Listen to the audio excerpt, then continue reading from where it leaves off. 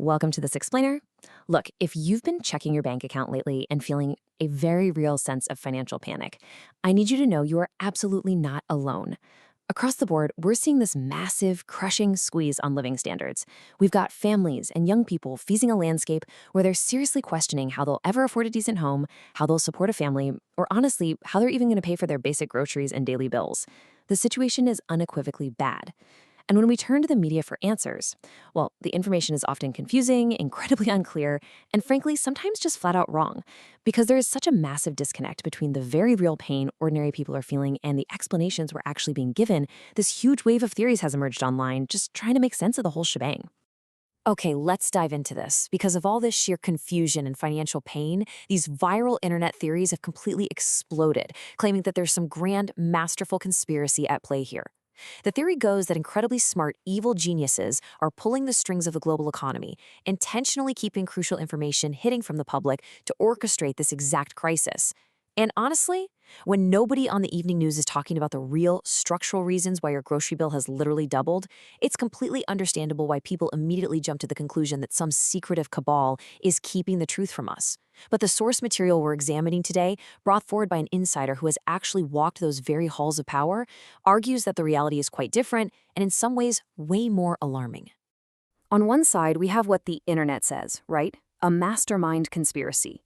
This idea assumes that the people at the top are hyper-intelligent and fully aware of the consequences of every single action. But our source reveals a starkly different cold truth. The people running our elite institutions are simply not smart enough to pull off a grand conspiracy. Instead of a shadowy room full of evil geniuses playing four-dimensional chess, it's actually much closer to a clueless idiocracy. They aren't hiding a master plan from you because they simply don't have a master plan to begin with. They are quite literally making things up as they go along. So to truly grasp this idiocracy, we need to pull back the curtain and look directly inside the institutions that run our financial world.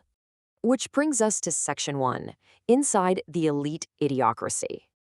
To get a real look inside these institutions, we're going to see things through the eyes of a whistleblower.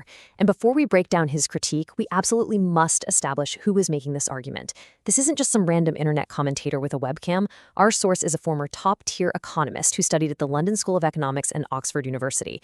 He worked as an economist inside one of the largest investment banks in the entire world. He's been in the media, in the skyscrapers, on the trading floors. He knows the system intimately because he was a highly paid part of it. And his professional diagnosis of this system, it's fundamentally broken. Not by malice, but by profound, staggering incompetence. And this brilliantly illustrates the true nature of the banking and media elite. Based on his firsthand experience, he defines the current system as an idiocracy. Imagine it. It's essentially a closed loop of guys wearing nice suits, sporting nice haircuts, constantly patting each other on the back, and congratulating themselves on how incredibly smart they are. Yet they are consistently predictably wrong year after year after year. The insulated nature of this environment means they rarely, if ever, face the consequences of their incorrect predictions, which allows the cycle of blind confidence to just continue completely unchecked. That phrase, making it up as they go along, is totally literal here. Our source points out that when a major economic event hits, financial experts frequently just panic. Someone will shout out a narrative. Maybe they predict a massive housing collapse, or conversely, a huge economic bounce back fueled by pent-up demand. These catchphrases get thrown out into the ether, and then other experts and journalists just start writing about them because, well, they have to publish something. They don't even stop to deeply analyze if they're right or wrong. They just believe the narrative they themselves just invented. It is the ultimate case of the blind leading the blind. So you might be wondering, how does a system like this actually survive? It survives through an incredibly tight echo chamber. Our source highlights this tragic waste of human potential. Think about it. There are brilliant, ordinary kids all over the country, but the system almost exclusively funnels kids from wealthy families and private schools right into these elite jobs.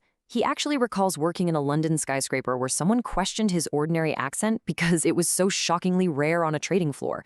You've got this massive city, yet you can't find ordinary people working in the top newspapers or the biggest financial institutions. We literally live in a world where a 24-year-old kid can walk into a major bank and become their top trader, not because they're uniquely gifted at understanding the real economy, but because they know how to look and sound the part. The smartest ordinary kids are completely wasted by this setup. Let's move to Section 2.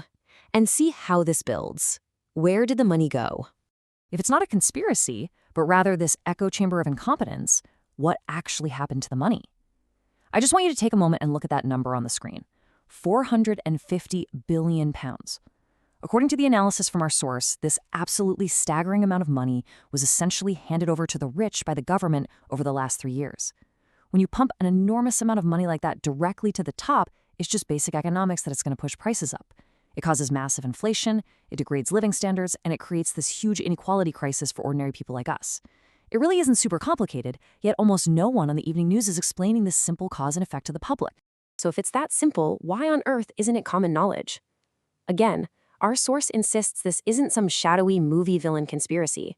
It's just the brutal reality of wealth hoarding. Very wealthy people and massive institutions can simply afford to buy up all the best resources. And yes, that includes the best economic analysis. Think about it. If you're one of the brightest economists in the world, you aren't going to be giving free lectures on the evening news. The big banks are going to step in and pay you £1 million a year to work for them and keep your insights proprietary. The experts who actually figure out how broken the system is are simply paid a fortune to shut up. The rich get richer by hoarding the best knowledge, leaving ordinary people completely in the dark. Now for the most important part, Section 3, how ordinary people can win. Look, while the hoarding of wealth sounds incredibly frustrating, our source points out that understanding this incompetence is actually the very first step toward taking back control. The biggest danger to fixing the economy right now is relying on conspiracy theories. Why? Because conspiracies naturally drive division. They force people into panicked, negative, and angry modes of thinking, turning ordinary folks against each other, while everyone searches for some hidden enemy. On the flip side, what we actually need is reliable, high-quality information.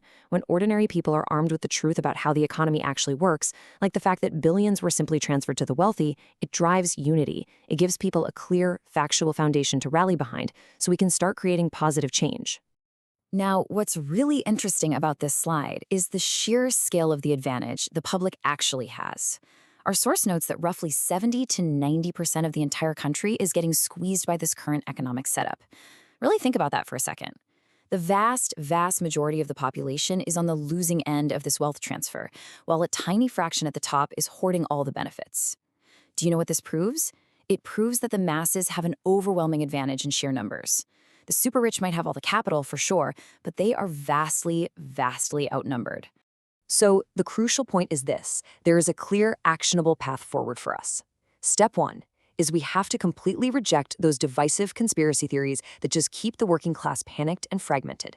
Step 2 is to seek out, learn, and widely share reliable economic information for free. Tell your friends, tell your family, spread the actual math. And step 3 is by far the most powerful. Come together. When 80% of the country realizes they're being subjected to a system that drains their resources to benefit super rich individuals who often pay zero tax, they have the power to simply stand together and say, no. This united front is exactly how you stop the wealth drain. Which brings us to the ultimate question laid out by our source material today. The elite institutions have the capital, they have the well-paid analysts, and yeah, they have the really nice suits, but ordinary people have the numbers. And positive change is absolutely possible if those numbers are unified by the truth. So as you look at your own bills and your own community today, the question remains. They have the money, but we have the numbers. What will we do with them? Thank you so much for joining me for this explainer. Keep learning, keep sharing that reliable info, and keep asking the right questions.